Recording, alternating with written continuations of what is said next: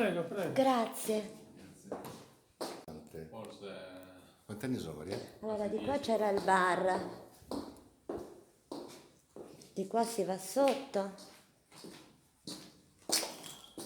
Ah no, qui c'erano i bagni.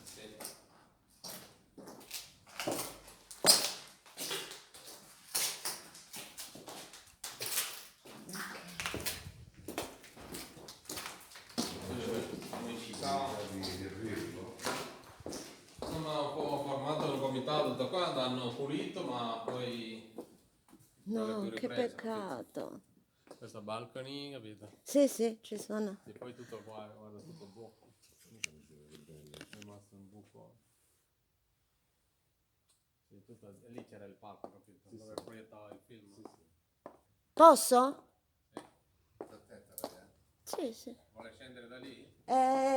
Sì, aspetti. No, di qua non si può scendere. Ah, sì, si può scendere. Sì. Vieni, Augusto. Sì. Eh sì, me lo ricordo qui.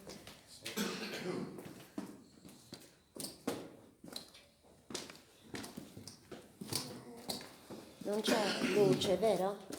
Non c'è luce. No, non c'è luce. Ah, è qui il bar. No, dov'era il bar? L'ingresso. Qui.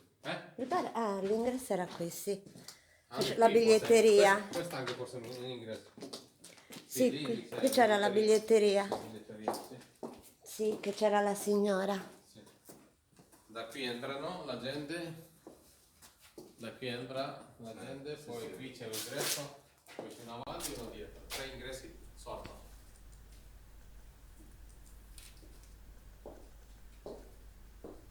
Qui hanno provato ad entrare?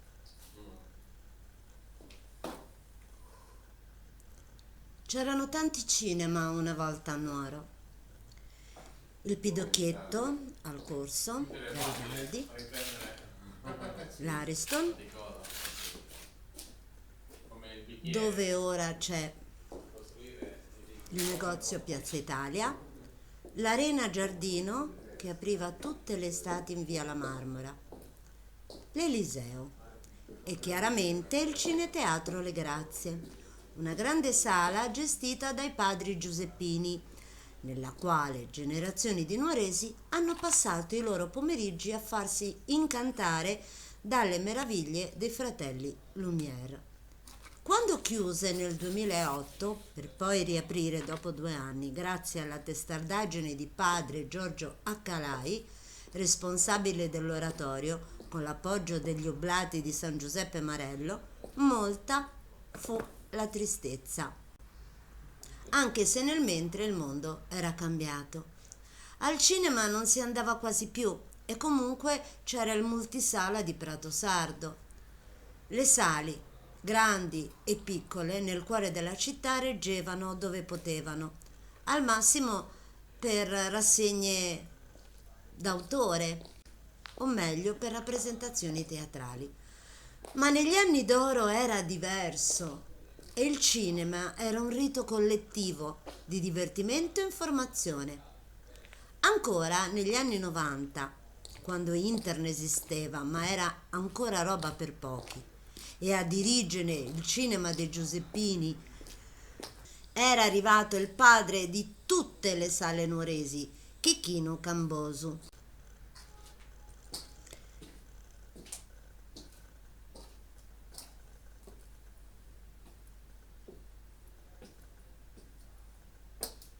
Chicchino Cambosu è stato un conoscitore di tutti i segreti del settore cinematografico a Nuoro.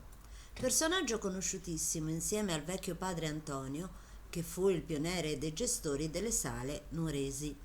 Le prime proiezioni ebbero luogo nel cinema Littoriale, in piazza Vittorio Emanuele, dove ora ha la sede il comando della Guardia di Finanza. Seguì l'Eden, meglio conosciuto col nomignolo di Pidocchietto, in corso Garibaldi, dove ora è ubicato il tabacchino edicola accanto all'esposizione di mobili. Quindi l'Arena, cinema all'aperto di via La Marmora, chiamato poi Quattro Colonne. nell'area compresa tra via Sicilia e via Giusa Romagna, adiacente alla stazione ferroviaria di via La Marmora.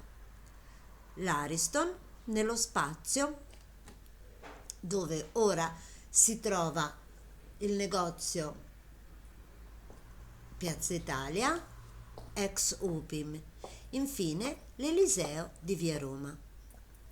Il cinema a Nuoro nasce negli anni 30 con la sala Littorio, voluta dalla Federazione del Fascio.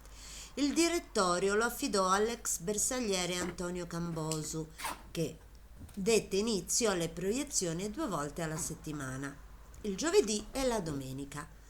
Dopo la caduta del regime, la programmazione fu trasferita in una saletta dell'ex albergo Baggiani di via Guerrazzi, dove oggi ha la sede la casa editrice Ilisso, denominato Cinema Guglielmi. La programmazione veniva effettuata con la bobina che andava avanti con la manovella, precedendo di alcuni anni le tecniche di Nuovo Cinema Paradiso del regista degli anni 2000 Giuseppe Tornatore. Zio Antoni Cambosu, che dal 1926 aveva fatto su Zilleraio, il barista, in un angusto locale all'inizio di via Satta, si trasferì poi in piazza Vittorio Emanuele, per poi trasferirsi definitivamente nell'attuale ed elegante caffè di via Monsignor Bua, strada che porta alla cattedrale. La scoperta delle sale cinematografiche aveva convinto Antonio Cambosu a prendere in locazione negli anni 40 il Pidocchietto, che era sorto come locale per piccole commedie e qualche avanspettacolo. 200 posti a sedere e un loggione di 15-20 poltroncine in legno.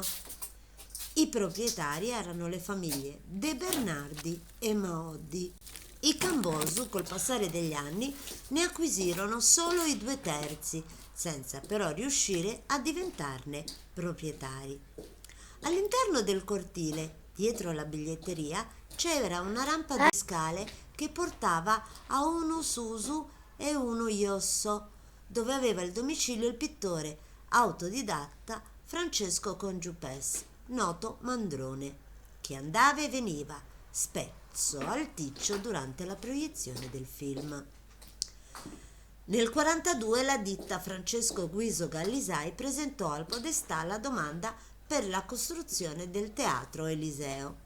La commissione edilizia, l'8 maggio dello stesso anno, dette parere favorevole alla proposta progettuale, redatta dall'ingegner fiorentino Luigi Fortini, a patto che si realizzasse anche un ricovero antiaereo.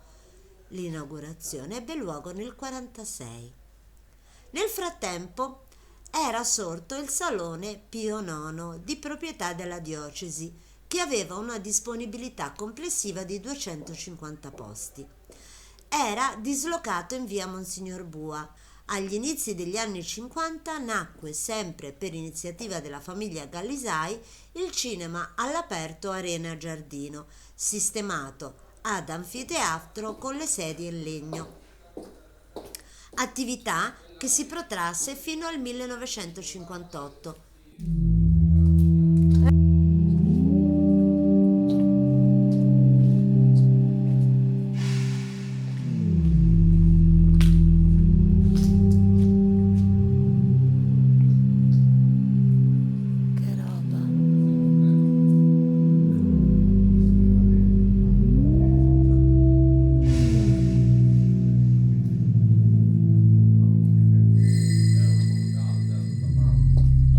Possiamo andare? Grazie.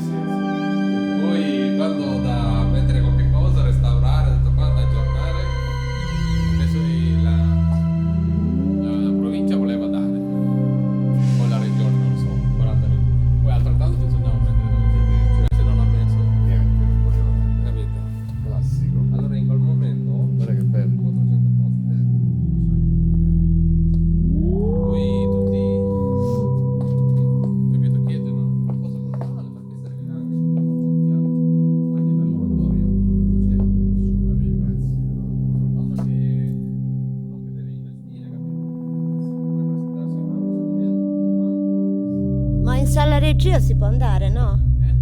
Su, in sala dei macchinisti? Se è aperto. Beh, sarebbe non male, eh? Non so dove si passa. Sarà qui. Ah, c'è un altro ingresso lì. Non ce l'ho la chiave. Ah, vabbè.